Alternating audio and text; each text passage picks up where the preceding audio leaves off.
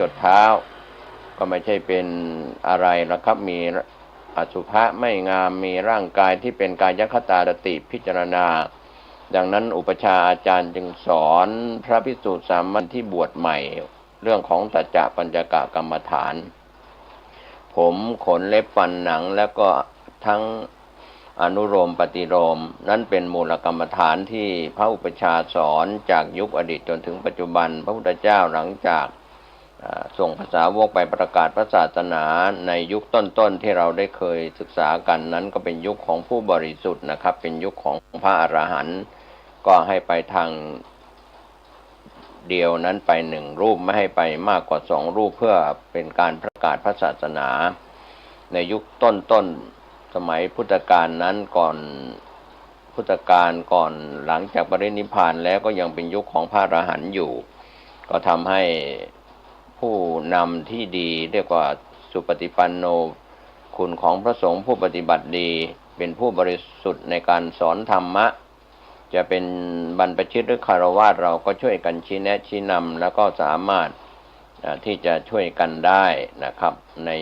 ยุคสื่อออนไลน์สื่อทันสมัยในยุคปัจจุบันเราถ้าจะแบ่งชั้นวรรณะกันว่าจะต้องรอฟังธรรมจากพระคุณเจ้าเพียงอย่างเดียวหรือพระคุณเจ้าจะต้องสอนญาติโยมเพียงอย่างเดียวก็ไปตามรอบรั้วมหาวิทยาลัยมหาวิทยาลัยสงฆ์หรือวิทยาลัยสงฆ์ก็ตามเดี๋ยวนี้อาจารย์ที่เป็นฆราวาสชายหญิงก็มาสอนพระภิกษุสามเณรครับก็ถือว่าจะเป็นทางโลกทางธรรมก็แล้วแต่ก็ทางมหาวิทยาลัยในระดับอุดมศึกษาประถมมัธยมก็ไม่ได้ปิดกั้นนะครับในส่วนของมหาวิทยาลัย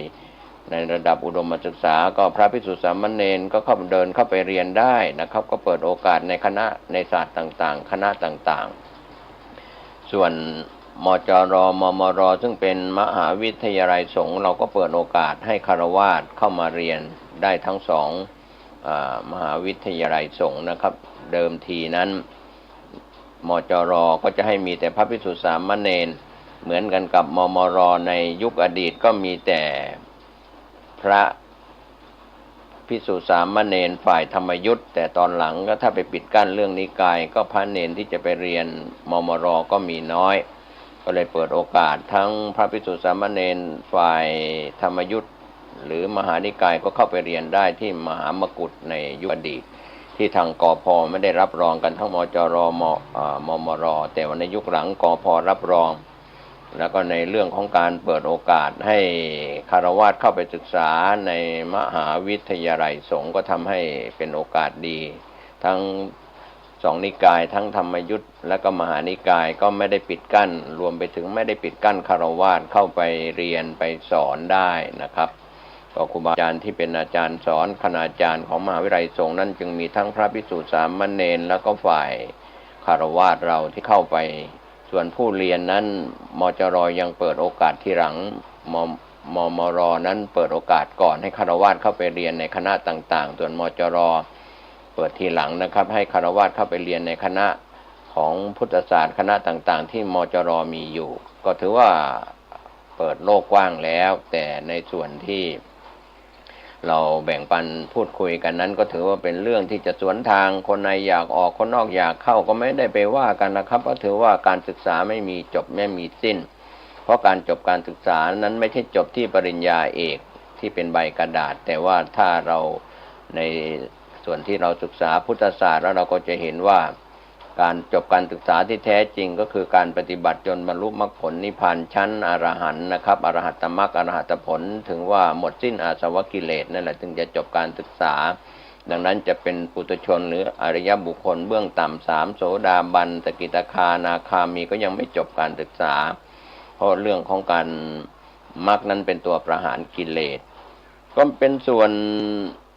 ถ้าเรามาพิจารณากันในช่วงเทศกาลเข้าพรรษาหรือเทศกาลออกพรรษานี่นะครับท่านผู้ฟัง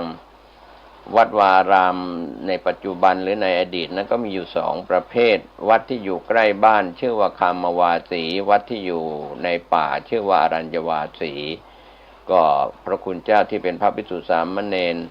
ก็สามารถเข้าไปอยู่ในวัดนั้นและรวมถึงศิษย์วัดด้วยแต่ว่าส่วนใหญ่คามวาสีก็จะคุกคีอยู่ใกล้บ้านค นะครับก็ถือว่ามีศรัทธาทายกทายิกาเป็นผู้อุปถัมภ์อุปการะในยุคอดีตก็ดีในปัจจุบันนี้ก็ดีตามหมู่บ้านต่างๆก็จะมีวัดที่ถูกต้องแล้วก็สำนักสงฆ์อย่างไรก็ตาม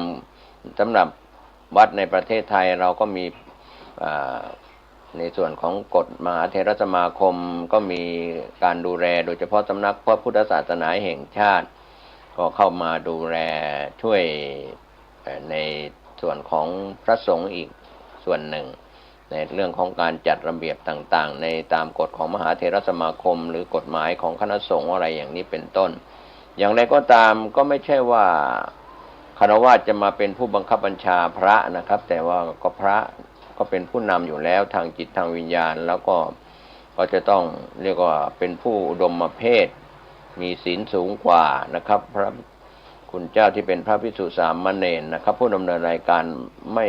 ไม่พูดถึงคำว่ากำลังพูดถึงเรื่องภิกษุณีกันใหม่อะไรในยุคปัจจุบันไม่นำมากล่าวนะครับเพราะว่าถ้าเราไปดูพระวินัยแล้วก็ไม่น่าจะมีแต่ว่าเขาจะอุปโลกกันอย่างไรก็ว่ากันไปนะครับเราถือว่าเพศแม่นั้นมีผ้ากาสาวพัสข่มกายในปัจจุบันนั้นถูกต้องไม่ถูกต้องก็ขออนุญาตไม่พูดถึงแต่ว่าก็ถือว่าผ้ากาสาวพัสนั้นที่พันกายของพระภิกษุสามเณรในประเทศไทยหรือต่างประเทศก็ตามหรือในนิกายอื่นๆในต่างแดนต่างก็แล้วแต่ที่เราจะคิดจะพิจารณามีสิทธิ์ที่จะคิดมีสิทธิ์ที่จะกระทำกันนะครับก็ถือว่าบุญเป็นปัจจัยให้เกิดบุญก็เป็นคุณงามความดีนะครับไม่ได้ปิดกั้นเรื่องของทางเพศนะครับแต่ว่าก็หมายถึงว่าทำไมถ้าเราไปดูในพระวินัยปิฎกแล้วทำไมการที่เพศแม่หรือว่าเพศหญิงที่จะเข้ามาสู่ร่มเงากาสาวพัสนั้นมีปัญหาอะไรทำไมไม่สะดวกไม่เข้ามาเหมือนเพศชายที่เข้ามาบวชเป็นพระภิกษุเป็นสามเณรสามเณรก็เป็นเหล่ากอของพระภิกษุส่วนในสมัยพุทธกาลนั้นภิกษุณีก็มีเหล่ากอของภิกษุณีก็มีสามเณรีสิกขมานาก็มีไปดูกันในส่วนวินัยปิฎกที่เป็นภิกษุภิกขุวิภังแล้วก็ภิกขุณีวิภังนะครับก็เราก็พิจารณากันตามเหตุการณ์ปัจจุบันยุคอดีตผ่านพ้นไปแล้วนะครับในปัจจุบันกำลังเกิดขึ้นตัวอนาคตไม่มีอะไรแน่นอนอาจเปลี่ยนแปลงได้ไม่ได้อย่างไรวัดนั้นจึงเป็นที่อยู่ของพระสงฆ์ทั้งคามวาสีและอรัญญวาสีในปัจจุบันก็ถ้าเราเข้าไปวัดใดในปัจจุบันเห็นความสะอาดสะอ้านการจัดระเบียบโดยเฉพาะพระสังฆาธิการระดับท่านเจ้าอาวาสรองเจ้าอาวาสผู้ช่วยเจ้าอาวาสหรือพระภิกษุสามเณรที่รับผิดชอบก็เรื่องของความสะอาดการจัดระเบียบวางผังวัดให้เรียบร้อยดูงามความสะอาดความเรียบร้อยการสำรวมของพระภิกษุสามเณรก็ถือว่าการใช้ชีวิตในเพศพรหมจรรย์เพื่อประโยชน์ตนแล้วก็ประโยชน์ผู้อื่นก็เรียกว่าหิตะประโยชน์ประโยชน์ตนปรหิตะเพื่อประโยชน์ผู้อื่นก็เรียกว่ามีส่วนที่จะยังศรัทธาให้เกิดขึ้นรักษาศรัทธานั้นต่อไปหมายคำว่าศรัทธาที่มีใช้ศัพท์ว่าทางภาคเหนือนั้นศรัทธาก็หมายถึงชาวบ้านที่ยอมรับนับถือพระคุณเจ้าแต่คำว่าศรัทธาในนี้หมายถึงพระภิกษุสามเณรวางตัววางตนในเสขียวัตรและปฏิบัติตามพระธรรมพระวินัยจนเป็นที่เลื่อมใสของพระภิกษุสามเณรด้วยกันโดยเฉพาะพระภิกษุก็เคารพกันตามบวชก่อนบวชหลังสามเณรก็เช่นเดียวกันก็อยู่กันเรียกว่าเป็นเหล่ากอของสมณะส่วนคฤหัสถ์อุบาสกอุบาสิกาเช่นเราท่านอย่างปัจจุบันนั้นจะถือศีล5ศีล8หรือแม่ชีที่เราถือว่าเป็นอุบาสิกาก็ถือว่าถือศีล8ตลอดชีวิตในการเข้าสู่การนุ่งขาวห่มขาวที่ยังมีมาก่อนที่มีการนุ่งเหลืองห่มเหลืองในยุคหลังๆไม่กี่ปีที่ผ่านมาก็อย่างไรก็ตามการรักษาพระพุทธศาสนาก็คนทั้งคนไทยและชาวต่างชาติที่ยังไม่ศรัทธาก็จะได้เลื่อมใสเป็นการสืบต่ออายุพระพุทธศาสนารักษาศรัทธาไทยของผู้ที่มีศรัทธาอยู่แล้วนะครับเป็นการบำรุงพระพุทธศาสนา ในการที่จะได้เกิดปีติมีคนเข้าวัดฟังเทศน์ฟังธรรมในช่วงเทศกาลเข้าพรรษาออกพรรษา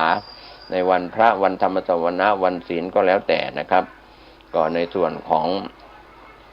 ประธานสงฆ์ปัจจุบันก็คือ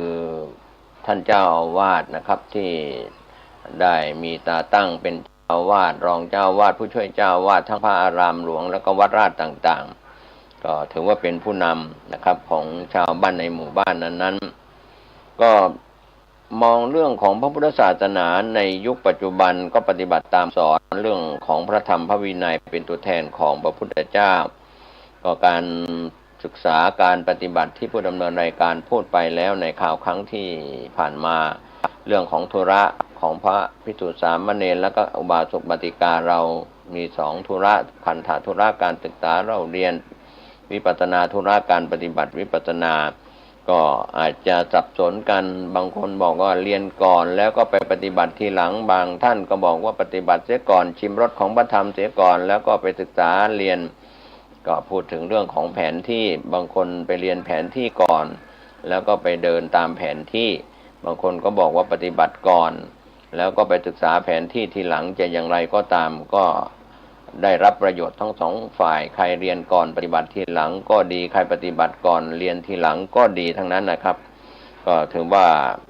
การศึกษาธรรมชาติทั้งต้นไม้ใบหญ้าภูเขาดอยแผ่นดินรวมไปถึงคนและสัตว์ที่อยู่นะครับเป็นธรรมะที่เป็นธรรมชาติที่จะต้องศึกษาแต่การปฏิบัตินั้นเรื่องของการหลุดพ้นก็จะต้องลงมือประพฤติปฏิบัติด้วยตัวตนของท่านเองสุทธิความบริสุทธิ์อสุทธิความไม่บริสุทธิ์ปัจจตังเป็นของเฉพาะตัวนานโยอันยังวิโสทะเยคนอื่นใครอื่นจะทำให้เราดีชั่วไม่ได้ดูจากการที่เราเห็นความสำคัญวันอาสาฬหบูชาของทุกปีที่พี่น้องชาวพุทธได้แสดงออกซึ่งวันสำคัญทางพระพุทธศาสนา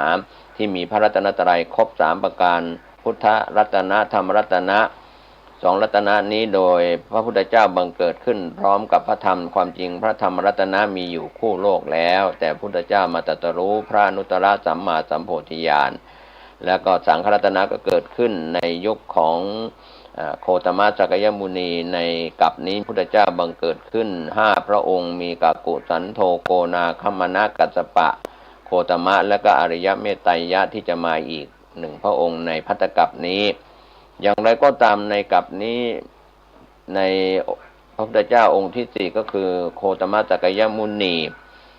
พระพุทธองค์นั้นก็ได้อัญญาโกณฑัญญะเป็นสังฆรัตนะคือ1ในปัญจวัคคีย์ทั้ง5นั่นแหละตามที่เราได้ศึกษากันในวันอาสาฬหบูชาวันสำคัญวันสำคัญทางพระพุทธศาสนาที่มีรัตนะเกิดขึ้นครบ3ประการการที่เราจะศึกษาจะลงมือประพฤติปฏิบัติโดยเราศึกษาย้อนรอยไปในยุคที่ปัญจวัคคีย์ทั้ง5ปฏิบัติวัฏฏะพระโพธิสัตว์ที่เป็นพระโพธิสัตว์ก็คือเจ้าชายสิทธัตถะที่ออกแสวงหาโมฆะธรรมทรมานตนอัตตกิรมัฏฐานุโยค6ปีจนพระวรกายสู้ผอม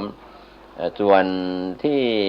เป็นอัตตกิรมัฏฐานุโยคทรมานตนเสียเวลาเปล่าหรือกามสุขานิการนิโยคก็ก่อนที่จะออกจากเวียงวังที่ในสมัยนั้นพระเจ้าสุโธทนะพุทธบิดาก็ได้ให้อยู่ในผูกมัดด้วยกามสุขานิการนิโยคนะครับอยู่ในเวียงวังมีความสุขมีพระนางพิมพาเป็นอาคัมมเหสีมี